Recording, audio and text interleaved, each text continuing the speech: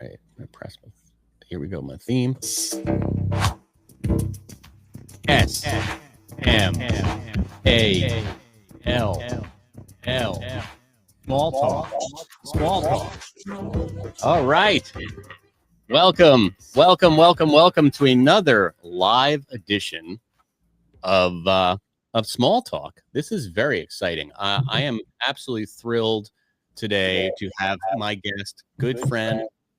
Oh, see, now it's echoing a little bit on your end, Max. Maybe we'll turn that down a tiny bit. My good friend and colleague, Max Brooks. Max is, wow, if you don't know who he is, all right, it's echoing. I don't know why. He is an author, a screenwriter. He is also a card-carrying nerd. Max is really best known for redefining the zombie genre. I mean, he redefined the thing with books like The Zombie Survival Guide and World War Z. And later, the World War Z became a movie with Brad Pitt. I mean, it was crazy. He's also written a World War I graphic novel called The Harlem Hellfighters. He's written Minecraft adventures for young readers. His Bigfoot thriller is called Devolution. It's a fantastic read. And when Max is not writing books, he is a fellow with the Atlantic Council, where he collaborates with military and policy thinkers on the future of warfare. He also works with the Center for Strategic and International Studies. Max Brooks, welcome to the podcast. It is good to be here. Are you still getting the echo? No, it seems to have gone away, which is fantastic. I love my soundboard. But that's not a victory sound. The victory is we got rid of the echo. It's true. What kind of?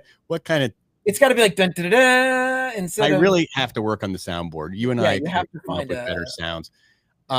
So Max and I were kind of going back and forth. What should we talk about? Because Max is Gen X, and a younger Gen X, I might add, but still Gen X nonetheless. Right. And but had a different Gen X experience, certainly growing up. A little bit more on the nerdy side, we decided, than maybe me.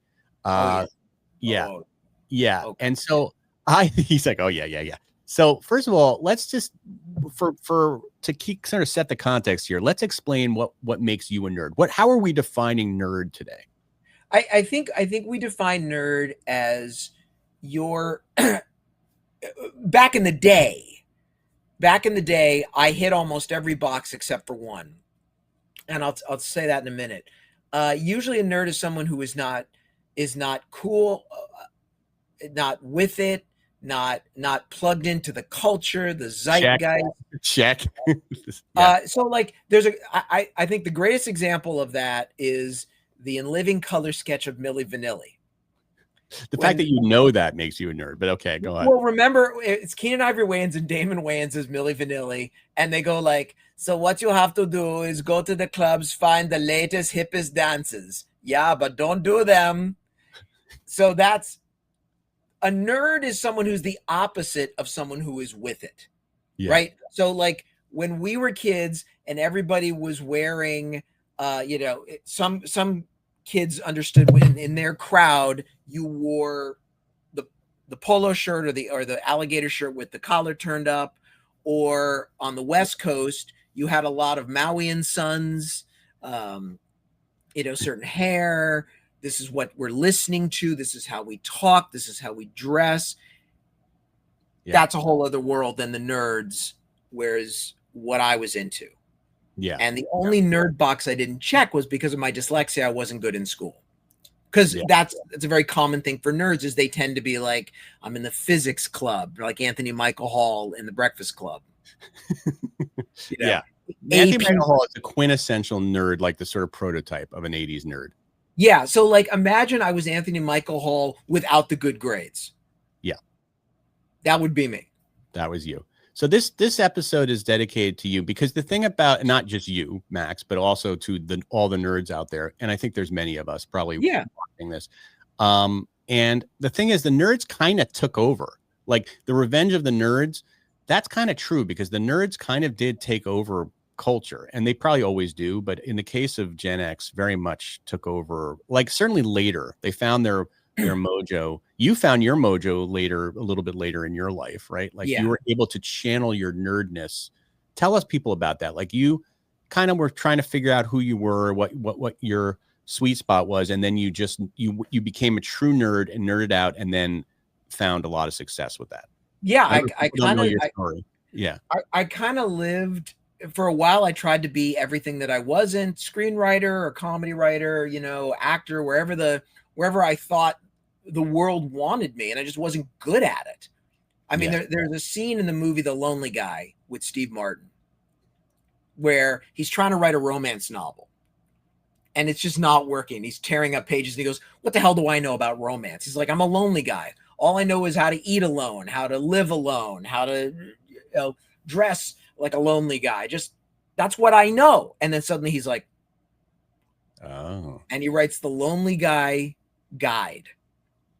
And that was kind of what happened to me, was thinking that I should be all these other things that I just sucked at, instead of being true to myself. Yeah. Just so this is what I'm into. This is who I am. This is what I think about. This is what I can't stop thinking about. Why not just write about this stuff?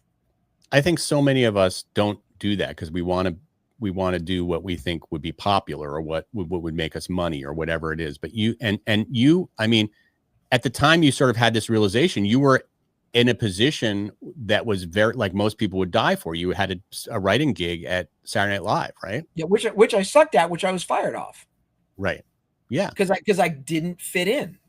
Right. That's a whole other kind of nerd. That's like sort of the comedy nerd, like the snappy back and forth, writer's room. And that's just not who I am. It's not who I was. And I didn't fit in. And rightfully so, I was let go, which I would have fired me. Right. And then but during that time, and you have told this story before, but for those who haven't heard this story, during that time, you started kind of dabbling in your interest in zombies, right? No, I had actually already written my zombie book years before, but okay. Another thing about being a nerd is you kind of have to have low self-esteem. So I assumed, like, who the hell would want to read this crap? I wrote this purely for me in my spare time, the Zombie Survival Guide. Yeah. And it literally was because I was obsessed with George Romero movies. I was obsessed with zombie attacks. And I would actually think about, if there was a real zombie attack, forget Hollywood, forget the bullshit, how would you really survive? And not just the guns and shooting and blowing zombies' heads off. How do you eat? How do you deal with an infection? How do you purify water? When you poo and there's no toilets, where does it go? And how do you make sure that you don't get sick from it? Thinking. And then in the late 90s, I wrote a guide. If you were attacked by zombies, if there was a zombie plague, George Romero, Dawn of the Dead, what would you do? Right. And it sat in a drawer because I'm like, nobody's going to want to read this shit. And then it got out. Yeah. And even then, when it got out, when it was published, even then it was almost a disaster, and it almost killed my career because it was marketed wrong. It was marketed as a comedy, right? Like as almost like a parody, and it wasn't a parody. It was real. Yeah, I mean, you can even see, well, because my agent and the marketing department at Crown, they were very much like, look, you're Mel Brooks's kid, you're coming off SNL, you've won an Emmy, so we're going to position you as Mel Brooks Jr., and we're going to position this book as younger Frankenstein. And I said, if you do that, it will be a disaster, because the comedy people will expect a comedy book, and it's not funny. And the zombie nerds who don't know me yet, my fellow nerds who I've not been introduced to yet, are going to think that I am a Hollywood brat taking a piss on everything that they love. And that's exactly what happened. LA Times wrote a scathing review, rightfully so. Yeah. About like, why this is the least funny book I've ever read. What the hell is this shit? And the horror nerds in Rue Morgue were like, fuck this guy. Who does he think he is, making fun of us? So then I had to pivot, and I had to go to Fangoria, the Better Homes and Gardens for nerds of horror. Well, but didn't you get on a radio show was it Quiet Riot? Was it what's his name? It was Dee Snider, Twisted Sister. Dee Snider, sorry, Twisted Sister. I got to get my nerd references right. So now, what happened with Dee Snider? I hit him from a nerd point of view, not from a heavy metal point of view. Okay. I was like, because I knew all the nerd stuff that the metalers might, the headbangers may not have known. Like, I remember Bobcat Goldthwait's, I think it was his HBO comedy special, where Dee Snider is in the audience. Wow. And I remember, and I gave a shout out to that. I gave him a shout out to his cameo in Pee-wee's Big Adventure. And he tried to bust me. He's like, what song was I singing? And I'm like, Burn in Hell. And he's like, that's right. He's like, you are a nerd. Right. Being a nerd is it means you're incredibly obsessive about stuff, where most people are interested up to a point, in life. I mean, technically you can be a nerd of anything, but to be a true nerd is when you're so into it, you don't stop. When people go, okay, that's great. Now it's time to move on. Right. It's almost an OCD type. Yeah. It's 100%. Nerds never say the word whatever. Yeah. That's you can be only cool people like Alicia Silverstone says whatever. Yeah. Yeah. But normal people are into something, whatever it is. And then they go, yeah, this is fun. This is great. And now I got other things to do with my day. Right. It's like, no. I am into, yeah. I'm not, normal people, they go play tennis. They enjoy it. A tennis nerd is like, I need to know exactly how these tennis balls are made. What is the rubber? What is the air pressure inside? Everything. Nurture versus nature here. Like, what made you a nerd? Because you could have very easily, look, you grew up, you have famous parents, you grew up, in Hollywood for a lot of your life. You went to school with some kids that were probably not too savory. And you could have been Charlie Sheen, and yet you were the opposite of Charlie Sheen. What do you think it was? Nurture, nature? It's just total nature. It's how I was wired. It's just who I am. Yeah. It's the kind of thing where 100 million people watched Dawn of the Dead, but how many of them actually sat down and wrote a whole book on what you would do if there were really zombies? Right. Yeah, it takes a certain type of nerdy. Yeah, and it's not like I wasn't on deadline. That was a hobby in my spare time, thinking, and you can't stop. This is the thing: is you can't stop being. Did you ever try not to be a nerd? Did you ever see some of the cool popular kids that were not nerds and I want to be like that guy? Not in high school, but later, like in my 20s, like when I was trying to be a screenwriter, you'd go on meetings and you'd sit opposite, pitch meeting with some douchebag, and you'd be like, "Hey, how's it going? Hey, Scott Bernstein," or whatever their names were, It would probably be Scott Bernstein. Let's face it. I mean, they're all named Adam or Josh. We can say that there are a lot of guys. Pre-woke, they were all named Adam or Josh. Yeah, that's true. And now, and you would try, and I would try to pitch them like, "Hey, yeah, who, and this is not who I am."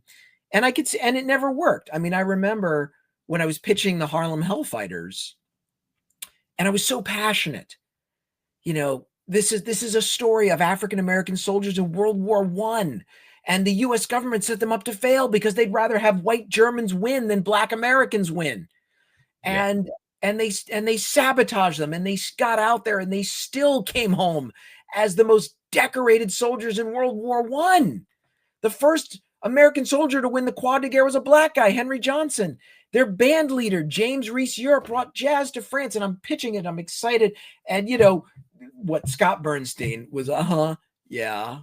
All right. Yeah, whatever. And as I walk out, I couldn't understand it. And as I walk out, I passed the reserved parking space for the guy who did American Pie. Because that was the late 90s. It was like the hottest genre at the time. And I'm like, oh, that's why. Yeah. I can't even be that. Right. I can only be this. Well, this ended up not being such a bad thing to be, because all that stuff, it turned out there was an audience for that, and in some ways it's a great message for anybody listening, because I feel like sometimes even there's a lot of Substack creators listening here, and they're probably figuring out, what's my lane, like what should I be writing about, and they constantly ask me, should I write about what's on my mind? But if you have a specific interest and something you're super passionate about, write about it. Yeah. Right. Well, yeah, because if you're super passionate about it, you'll be the best at it. You when you're out in the world, you've got to do your best work because you're competing with the human race. So instead of trying to I mean, now, in all fairness, there are people who are great at copying. There are great writers out there who can look at the marketplace and say, what is the demand? And they can just do it. Yeah. And I'm very jealous of that. But if you're someone like me who is you're not a good chameleon, you're not a good copier, you can only be you, then just freaking be you. It's just like Marlo Thomas said, free to be you and me, which, by the way, your dad is on that record. That's right. Bald as a ping pong ball. You're bald as a ping pong ball. Didn't he say? Which is funny that you knew this, but you don't know Really Rosie. I busted your balls on this a little while ago. What was Really Rosie? I was like, how you don't know Really Rosie, and have you ever told your Maurice Sendak story? Okay, so the fact that someone took Maurice Sendak stories, I think it was 4 of them, and put them together in a cartoon, and Carole King wrote a whole cartoon musical around that, and it was brilliant. It was Rosie on the block with the Maurice Sendak characters, and they're all waiting for chicken soup. And while they're waiting, all the different characters are telling their story. Like, alligators all around. One was Johnny. It was such a great. I'm sorry, Gen X. We had the best. We had the best. You know why we had the best? Hearts for that one, baby. The reason we had the best culture because it wasn't consolidated yet. You could still have crazy outliers making no algorithm telling us what we needed to be and what we liked. Yeah. So we want to talk about nerds. We had Ralph Bakshi. See, I'm so not nerdy that I don't even know who that is. No, because we talked about you're a nerd, but you're a cool nerd. Like we said, you should have been a Beastie Boy. Those days, I just missed it by a hair. You could have been a Beastie Boy, whereas I wouldn't even. With me, all right, Ralph Bakshi was a crazy animator, and he made movies where he combined things like rotoscoping, where he actually shot people in real life and then animated around them. And he did Lord of the Rings. Wow. He took the first 2 books, he took Fellowship of the Ring and the Two Towers, put them together, and it was an insane movie. And he got real actors like John Hurt to be in it. And I mean, he did Wizards. He did, there was American Pop. I mean, there was nobody. If you see a Ralph Bakshi movie, you're like, oh yeah, only him, only him. Right. We had Rankin Bass, who did The Hobbit. And they had John Huston, the great director, John Huston, as Gandalf. Wow. Orson Bean, our neighbor who since passed away, was Bilbo Baggins. It was amazing. These guys, the Rankin Bass company, also Rankin Bass did all the puppet holiday specials. Like what? Give me Rudolph. Oh, okay. Like those, which people are still referring. They're in cartoons now. I mean, they're in commercials now. Right. All that stuff. The Mr. Heat Miser. He's Mr. Heat Miser. Yeah. But the fact that Rankin Bass could experiment with puppets and cartoons, because they were their own little shop. They weren't a division of a bigger corporation. You could never get away with that now. Well, even the Muppets, I guess, are similar, right? It's just until Disney took them over, it was like just a. Oh my God. I mean, I remember, little kid watching Sesame Street. And then one night my mom said, hey, you like the puppets on Sesame Street, there's a night show now and we can watch it together because our friend Dom DeLuise is guest starring. That was the first episode of the Muppet Show I saw was Dom DeLuise. And you were hooked. I mean, I still look to the Muppets for inspiration. Like just in life, like Zen Guru. There was a great episode where Gonzo is tap dancing in a vat of oatmeal.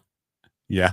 And he's singing, I am putting on my top hat, tying up a white tie, brushing up, and he sinks. And Kermit panics. Oh my God, he's in the oatmeal. And Fozzie runs up and says, don't worry. We got spoons and milk and brown sugar. We're going to eat our way through to him. Oh. And I love that sense of when things are at its darkest. It strikes me that Jim Henson was probably a tremendous nerd, and so was Frank Oz and these guys that created the Muppets ultimately. Oh my God. I don't think you can create the Muppets and not be a nerd. And they were the Muppets were miscast initially. So I get it. I wasn't the only guy who didn't fit on SNL. Neither did Jim Henson. Oh, wait. Did they try to put Henson on the Muppets? I mean, the Muppets happened on the SNL? It all came from a guy named Bernie Brillstein. Mm-hmm. That legendary manager, just like gravelly voice, looked like Santa Claus, big Jew. And he said, I love comedy, but I wasn't funny, so I want to be close to it. Yeah. And he put together all his clients, like this young Canadian guy, Lorne Michaels. And he was like, all right, and it wasn't going to be a sketch show. SNL was going to be a variety show. Right. So he took Lorne Michaels and he took Jim Henson and he put them all together. And he said, let's do a show on Saturday night. And the first episode of SNL was not like Kermit the Frog, but it was more like adult Muppets. Mm-hmm. And it didn't really work out. And Bernie said, don't worry, Jim, I'm going to get you your own show. Right. And the Muppet Show was born. I think I might prefer the Muppet Show to SNL. Did I just say that out loud? But now that I think about it, I miss it. I mean, all those characters, the old men it was so brilliant. It was a brilliant show, and it had real heart. Yeah. And there were genuine emotions, and it was about people trying to fit in. Oh my God. And great one-liners. They had a great, I still laugh about the time where they had these sort of 18th century musicians with powdered wigs doing a sketch. And then they come off and Scooter says to Kermit, oh, what do you want me to do with these guys? And Kermit says, oh, well, just take them outside. And he goes, Scooter says, what else? And then Kermit says, lock the door. I love Kerm. All right, let's talk about, we're on TV here. Let's talk about some 80s TV that was truly nerdy, because your tastes always go pretty nerd. Like, and like, while some people might have been scratching the surface of nerdom, you were going deep. And so what were you watching in the 80s? Like, what was your... There was a TV show that changed everything. It changed our culture to this day. And I don't know if it gets enough credit in the cool world, Bakshi. But in the nerd world, we all know that there are moments where it's like, oh, like Chuck Berry picking up the guitar. Yeah. And the show was called Robotech. See, now, I don't even know that show. Does anybody know that show? But give me a heart if you knew that show. Okay, there's a mainstream genre that all the kids know now called anime. Everybody knows anime, right? All kids, they love anime. Well, when we were kids, anime was very, very, very niche. There were anime shows like Star Blazers and Battle of the Planets, and they were there, but they didn't really break through. Most cartoons were these really stupid, lazy Hanna-Barbera cartoons. Right. Which I never cared for. I was just sort of like... Did you not like Magilla Gorilla? No, I couldn't stand Hanna-Barbera. And I didn't even know why. I couldn't even stand, like, Scooby-Doo. I was like, oh God, all right, here we go. And then the this, and then the this, and I would have gotten away with it. And who is the bad guy? Yeah. Right. It's the same formula. Yeah, just lazy. So suddenly, here comes a show. And it's about alien invasion. And it's about an alien spacecraft crashes on Earth with all this amazing technology. 20 years later, after it's been refurbished by humans and we've learned all this great, it's called robotechnology, where we have fighter planes that can turn into robots. 20 years later, the aliens show up looking for it. And it's an epic space battle with human drama, with romance, with genuine emotion. Sounds like anime. Yeah, with people dying, characters who you've grown to love suddenly die. What was this like on Saturday morning? You could This find was this on after Saturday. school. You come home. Okay, I don't remember You come this. home after school with the SpaghettiOs, and then whoa, it was like. I mean, the best way I can describe it is when the actor Thomas Jane, told me how he felt watching Star Wars. Mm-hmm. He said, I felt like for the first time, my big brother let me hang out with his friends. Right. And that's how I felt watching Robotech. It was like, whoa, I'm hanging out with the grown-ups. Right. Am I allowed to be watching this? You kind of Yeah. watch, making And sure. the animation was insane. They did things no one had ever even imagined. So like there's a moment where Rick Hunter, the character, our main fighter pilot guy, he's in a dogfight and he switches to Guardian mode. The legs come down off the fighter plane and the G-forces jerk him forward. And a half second later, the camera jerks forward. Right. Like it's a real movie. And that all came from a real outlier. This guy, Harmony Gold, who took Japanese shows. There were 3 Japanese shows. He brought them all to America, reanimated them and rewrote them and recut them so they would all be one series. So what we think is like 3 generations of Robotech are actually 3 completely different series. Crazy. Harmony Gold was the innovator. And Harmony then shows Gold, who, by the way, also brought us Shaka Zulu. Another show I've never heard of. Shaka Zulu was an epic miniseries, which is cute. This generation thinks they invented multiculturalism.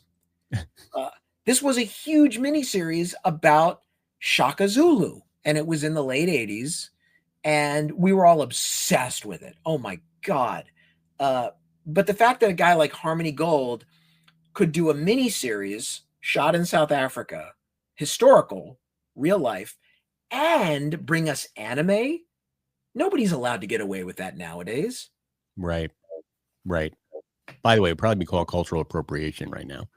But but tell me about other shows, like what about the live action stuff? Were there any sort of heroes that you had like MacGyver or like God, you know, I mean Knight Rider? Well, yeah, there was Knight Rider, obviously. Yeah. There was the A-Team, obviously. Like, how could I even? Yeah, I mean, first of all, I don't know about you, but I would have loved to have been in that pitch room. Like, how do you pitch the A-Team? You're like, okay, all right, so picture this. There's these 4 Vietnam vets. They're accused of a crime, right? And they disappear into America and they become like vigilantes. They like help people. And then of course Scott Bernstein would throw out, what do you mean by like help people? Okay, so let's say there's like a gas station and they're being bullied by the other gas station across the street. And the A-Team helps them out. And halfway through the show, they invent weaponry. Oh, what do you mean like invent weaponry? Well, like a cabbage cannon. Okay. And so like who's in the team? Okay.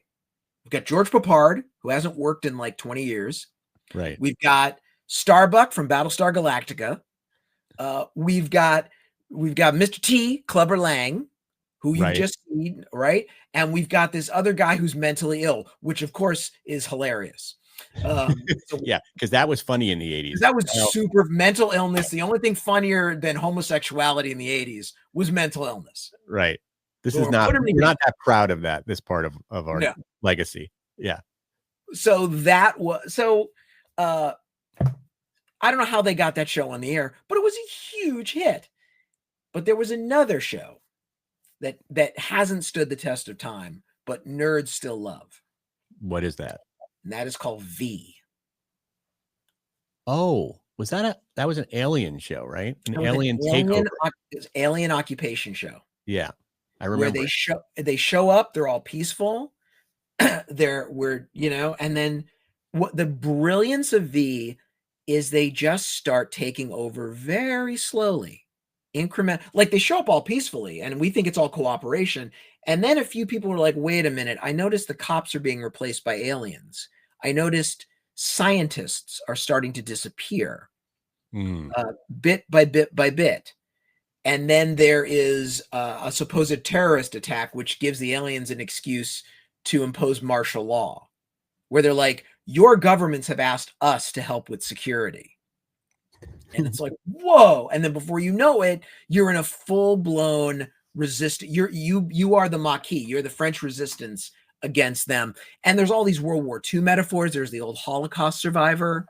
The guy came out of Auschwitz, because there's a moment where some kid is like spray painting over an alien poster, because there's an alien like, right. And that's actually taken from a World War II poster of a Wehrmacht soldier doing the same thing. And he's giving him a mustache and beard. And the old guy goes, no, if you're going to do it, you do it right. And he takes a spray paint and he goes, shh. He says, you understand, for victory. Now go tell your friends. And it was a brilliant show. And it was 2 miniseries. Right. Miniseries number 1 was sort of dark and we're sort of setting the tone. Miniseries 2, V, the Final Battle, it's just action. And brilliant. Mark Singer, the Beastmaster, he's a star, is Mike Donovan, and the even cooler guy, Michael Ironside, who's Ham Tyler. Now, what makes that show so much better than some of the other sort of alien invasion shows? Or like, why is that nerd material? Because they had really thought it out. Right. Yeah, you can't pull one over on a nerd, right? No. Like, yeah. Now, one of the reasons it doesn't stand the test of time is because now we know more about the universe. Yeah. Because the idea was, like, there's a moment where Martin, who's an alien, but he's 5th column, he's working with us. He rescues Mike Donovan, and they're in one of the motherships, and he shows him a giant storage facility of water tanks. And he says, it's one of the most valuable, rare commodities in the universe. He goes, unlike most planets, including ours, Earth is blessed with an abundance of it. Now, that's fair, because we didn't understand at the time, or at least the writers didn't understand. There was no internet. Right. So it was hard to get this information. They didn't understand that there's way more water on the moons of Jupiter. Mm. You know, water is actually pretty common in our, including liquid water. On Europa, there's a whole ocean under a crust of ice. So they didn't understand that. They didn't do their research, but America didn't understand that. See, like now, if you'd said that, everybody just goes on their phones and they'd be like, oh, that doesn't make sense. Yeah. Yeah. Right. And people love to, there was no forum back then. Maybe there was, where the nerds, like a Reddit, where they could gather and completely poke holes in the reality of a world. Yeah. You have to deal with that now. So I know when you're creating, like when you did World War Z and you're creating, Devolution, you create world. People don't even know that you worked on The Wall as well. That movie, The Wall, like you create worlds. The Great Wall. You create. You have to create worlds, and your worlds have to be impenetrable by, like, you have to research. Like, that's a big part of your process, is that you research extensively before you even start writing, right? Like, you want to know you want to, like, the obsessiveness of your OCD personality makes it that you have to know every little detail of that world that you've created. Yeah, I have to, because I'm that guy. I come to everything from the point of view of the consumer, thinking, would I want to read this? Mm-hmm. And if I did read it, because I feel like I'm being cheated when somebody doesn't do their due diligence. And like with Zombie Survival Guide, it was a masterclass in defending my thesis. Because when the Zombie Survival Guide first came out, all my fellow nerds, like, they came after me, and I would do these zombie survival lectures, and I would have to do Q&A, and I would really have to defend it. And I would have to, because everybody thought they knew better. Right. And I really had to fight them with facts. Like a guy would come up to me and say, well, I know how to stop zombies. I'm like, really? How? He goes, napalm. And I'm like, okay, give me the chemical composition of napalm. Where are the raw materials sourced? How are they refined? Where would you have a facility to do that? How would napalm be weaponized? Would it be airdropped? If it's airdropped, what aircraft would you use? Where would the aircraft be based? Where would you get the fuel for the aircraft? Where would you train the pilots? Where would you get the spare parts? When you've answered all those questions, you come see me. Yeah. There was one time I was doing a zombie lecture where guys were like, I've noticed you use a 22. Don't you know that after 100 yards, a 22 doesn't have good skull penetration? And I'm like, that's very valid. Go stand 100 yards away. And he did. Right. And I said, come at me like a slow, lumbering Romero zombie. And he did. And I said, good night, everybody. And I just walked off the stage. Right. Right. So you have to have your facts, and you also have to have common sense within the facts. Yeah. All right. Let's talk about music for a minute, because I think nerdy music might be misunderstood. Like, you know, as a sort of non-nerd, and I guess I'm, like you said, I'm a cool nerd, whatever that means. I'll take it as a compliment. You are a cool, because here's the thing. You come off as sort of, you know, a nebbishy, you know, nerdy Jewy guy, but you are locked in. You know what? You're my cool friend. I always tell you this. I know. It's true. I definitely have my finger on the pulse often, but you know, and I DJ'd, so I had this kind of like in with my DJing from the time I was in 7th grade, of kind of knowing what was happening in the music scene. But let's talk about music. So like, I would think, like, from the outside looking in, I would think like, oh, like a nerdy band from the 80s would be Devo, right? Because they're so. But you and I watched that Devo documentary together. Band is. Yeah, and we were like, they were kind of pretentious, actually. No offense. They're probably watching. Sorry, Dave. Sorry, Mr. Devo. But what music were you watching, like listening to? Like, I have admittedly the worst taste in music, and I don't care. That's another thing about nerds is we don't, you know, like, so much of the high school experience in the 80s was you didn't even know what you liked. You knew what other people liked, so you would listen to what they listened to. Right. So you could fit in. It was all about fitting in. Whereas a nerd, you hear a song on the radio, and then, you know, you try to tape it. I mean, I think my record button and the pause button, like, yeah. I mean, part of being a nerd was setting your record on your tape recorder, and then going to school, trying to buy like the 120-minute tapes, you know, those long tapes. So it could be very long. Yeah. Yeah. And then you would just press record, and then you would go to school, and you'd come home and you'd listen to try to figure out it took me 10 years to figure out there was a band called and the song I wanted was called Uncertain Smile. Mm-hmm. I once called K-Rock, and I'm like, listen, the song, and they were like, oh, Jesus, get a life. And they hung up on me. You're like singing it to them. It goes, yeah. Right. Yeah. I was trying to do what you can do with your phone now. But yeah, you would listen back. There was no Shazam. Yeah. No. And you try to do that, but I was not cool. And I certainly didn't stick to a genre. Like, one day I would listen to Def Leppard's Animal, and the next day I would listen to Wang Chung, and not even like the popular Wang Chung. I've never liked Everybody Have Fun Tonight. It's not a good song to me. To me is Hypnotize Me. Love that. You're the deep cuts guy. I one of the things I've noticed hanging out with you is, you know, when we got the Alexa and we're telling Alexa what to play, and I'll say, you know, play you know, Hush Hush, Keep It Down Now Till Tuesday, and you're like, oh, that's not the song I like. I like, you know, Not Voices Carry. I like, and then you'll have some other Till Tuesday song that's like the 4th cut on the record that I don't even know, because I don't think I ever heard the entire Till Tuesday canon. I think one difference between nerds is, like, you guys would buy the album and probably listen to the entire album. I would buy like the single, you know? Yeah. But yeah, well, I was lucky in that I had a friend, still my friend, who knew music. Mm-hmm. So he was my Shazam. So eventually I would say to him, like, what is this? And he'd be like, oh, that's the Replacements, Alex Chilton. And I'd be like, okay, great. Thank you. I love that. Go to Sam Goody, and there was the tape. You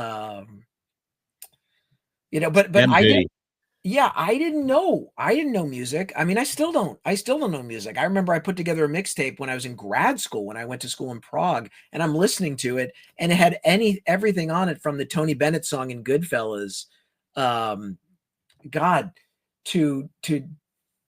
the Primitives, don't want anything to change. And I remember some guy listening, and he walked by, he goes, "That's an eclectic mix," and I'm like, "That's what I'm into." Yeah, yeah. Well, that's kind of cool. Did you watch? By the way, somebody wrote. Did you see the V reboot?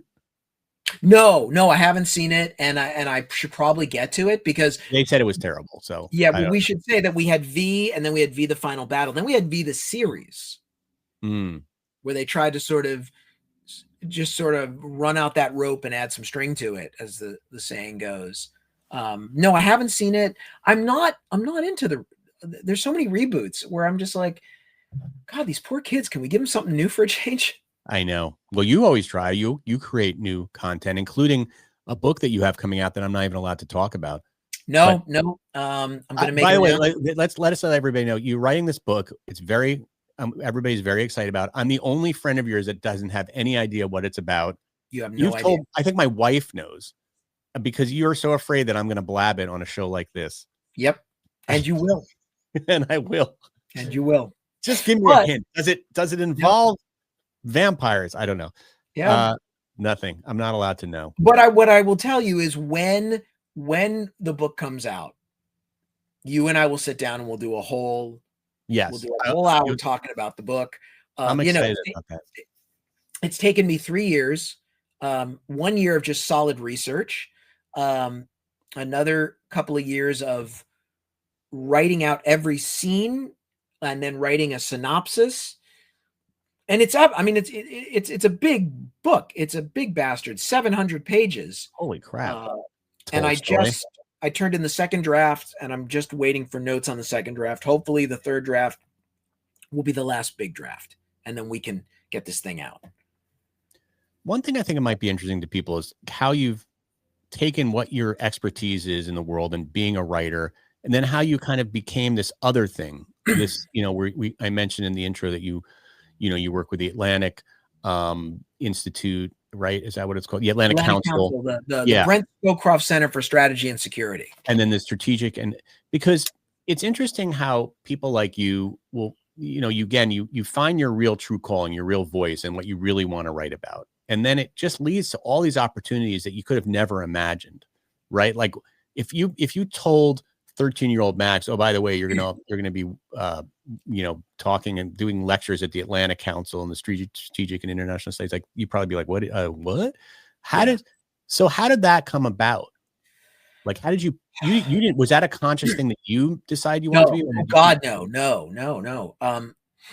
After World War Z came out, my personal appearance agent, this guy, by the way, nerd who believed in me. When Zombie Survival Guide first came out, and I was trying to sell it authentically for what it was, I was trying to prove myself. My manager hooked me up with the Greater Talent Network. These are people who have real public speakers, like General Wesley Clark. And I went and I pitched myself to them, and I said, I want to do zombie self-defense lectures, as if you didn't know zombies were fake. If you walked in, you'd think, oh, this is a model mugging class. And all of them were like, what? And I remember this one young woman, beautiful young female agent, goes, that's kind of geeky. And I said, miss, with all due respect, it's not kind of. Yeah. This is about as geeky as it gets. Yeah, it don't get much geekier than. And so, of course, the one geeky agent in the back of the room was like, I'll totally roll the dice on this. And he did. And he set me up. And we've been together ever since. So flash forward a few more years, World War Z comes out. He calls me up. He says, you've been invited to speak at the United States Naval War College. Yeah. Which is not Annapolis. That's the academy. The academy is when you're a young 18-year-old civilian and you go to Navy college to become a naval officer. This is grad school. The Naval War College is you've been in the Navy for 20 years. You've commanded ships. You know what you're doing. And now you want to get on the track to become an admiral. Right. So this is the grad school. And Admiral Wisecup asked me to come speak. And I was like, about what? Yeah. Yeah. I'm like, about what? And he said, World War Z, you have outlined exactly how interconnected this world is. And I want you to talk about that. And I want you to talk about how disasters really unfold. Right. and how they affect every facet of our society, because it was a very specific time. It was the height of the Iraq War, and it was where we really didn't understand the nature of warfare outside the kinetic zone. And what I mean is the military, the government was so focused on the bullets and bombs that they weren't connecting it to the economics. They weren't connecting it to the culture, to intelligence, to information warfare, just all these different things. And they wanted me to come and speak about it. Interesting. So, I mean, we hear about, sometimes people hire Hollywood screenwriters to sort of give worst case scenarios and sort of imagine. Yeah, right? I was completely different. That was different. Well, because in World War Z, even though the zombies were fake, the solutions were real. Mm-hmm. That's where I always come from. I'm like, I don't want to do a Deus Ex Machina. I don't want to have some brilliant scientist who's like, I've invented, the Lazominator, and the Lazominator will kill the king zombie. I don't do that. I'm just like, how would real countries, given what we really have, solve this crisis? And that was my first jumping off point. I did well enough to be invited back, and World War Z became the first required reading book at the presidential reading club at the Naval War College. And then from there, I was invited to speak at some other military forums. And then I was invited to be on the Atlantic Council and then a few other think tanks. And then now I'm just in that world. And you love that world. Yeah, I actually just got back from the Naval War College. I just did another lecture there. I was the keynote speaker for the Future Warfighting Symposium, which is like, what's future warfare going to look like? And it was my job to sort of rally everyone and put it in context. What does change mean? Right. How are we going to adapt to a world where the old rules just don't apply?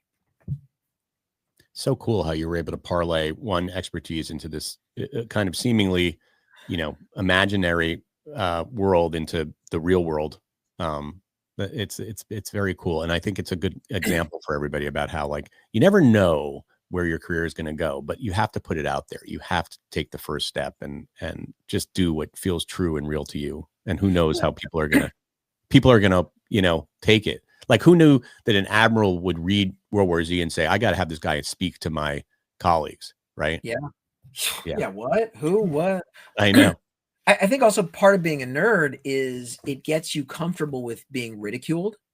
I think when you're cool, if you spent your formative years being cool, if your success is tied to your social standing in your formative years, I think that's hard to break with. Yeah. I think when you're used to being laughed at and made fun of and derided as we nerds are when we're young, I think it lets us be braver.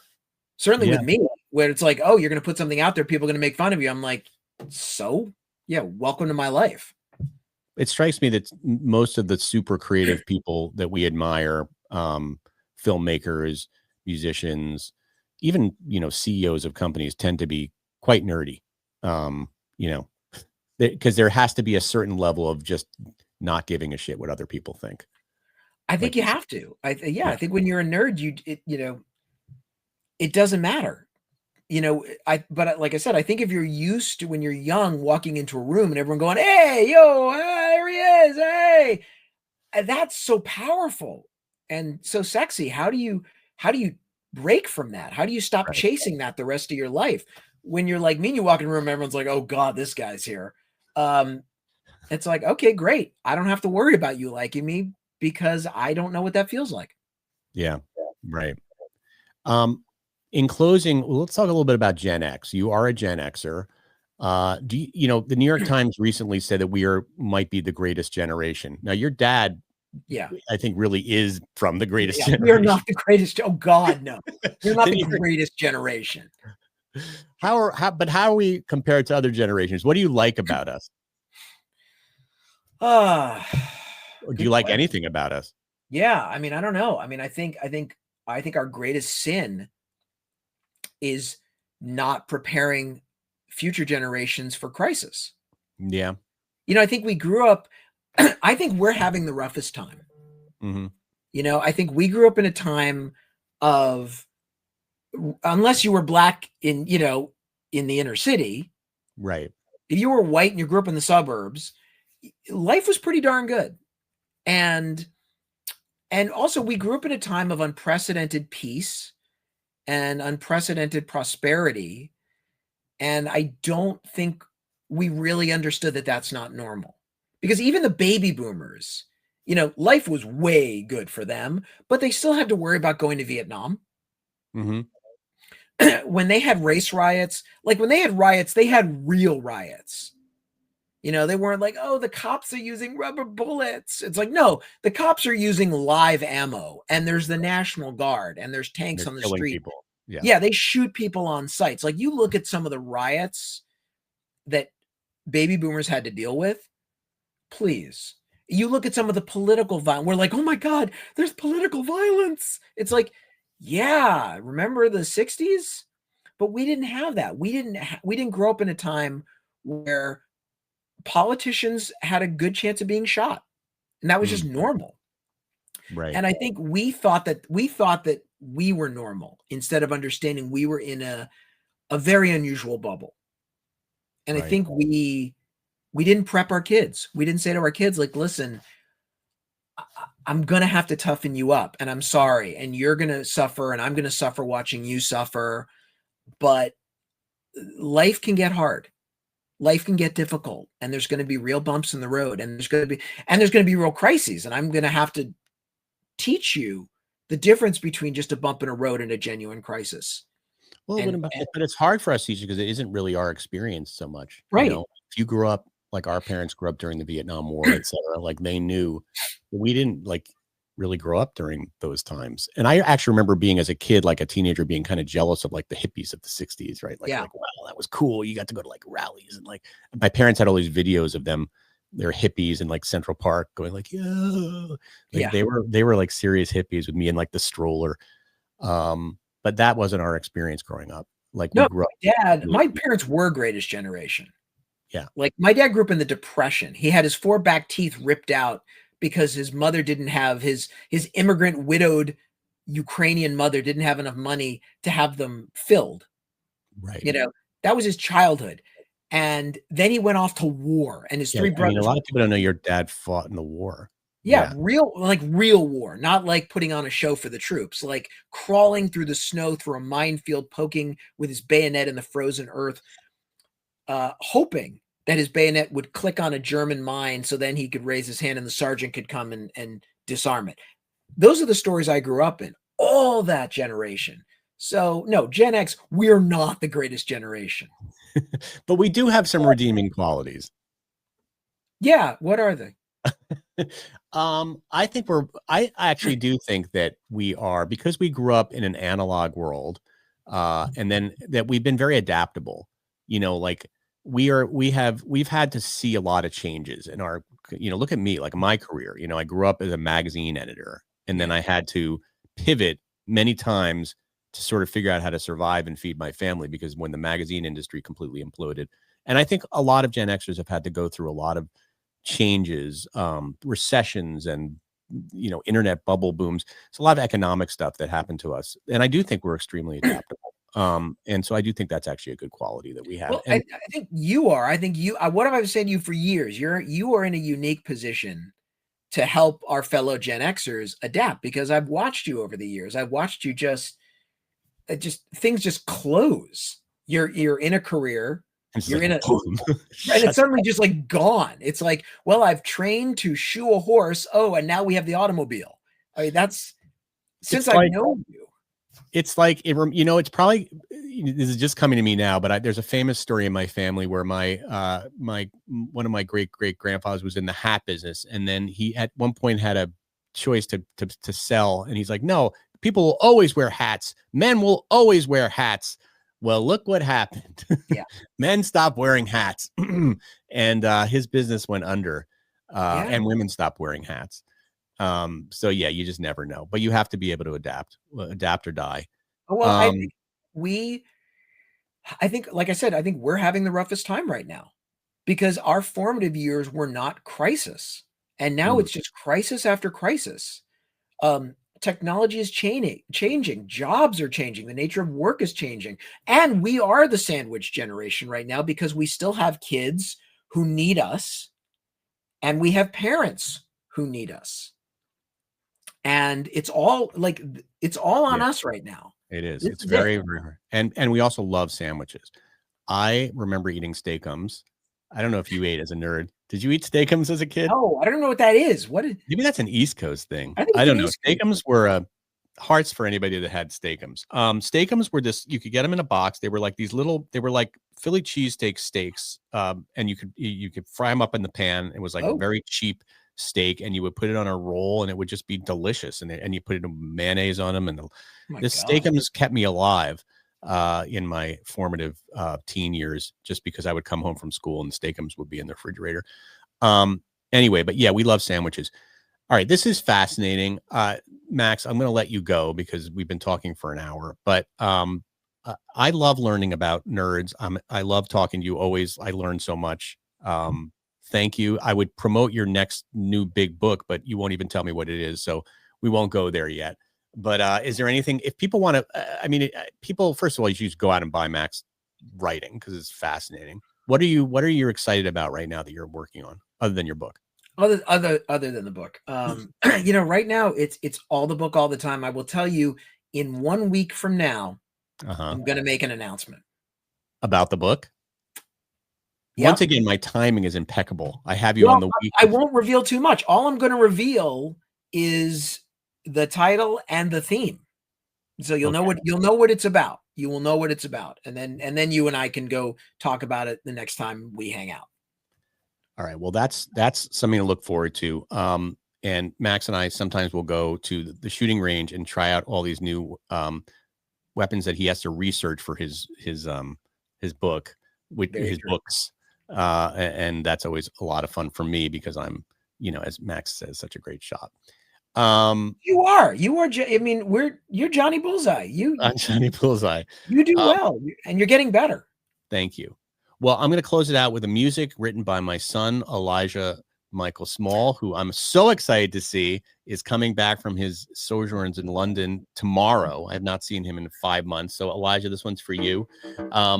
Max, Brooks, thank you for joining the podcast. And thank you everybody for joining. We will be back next Friday for another very exciting interview. I won't even tell you who it is. Like Max, I'm going to keep it a mystery because I should probably do more mysteries. That's what nerds are good at, mysteries.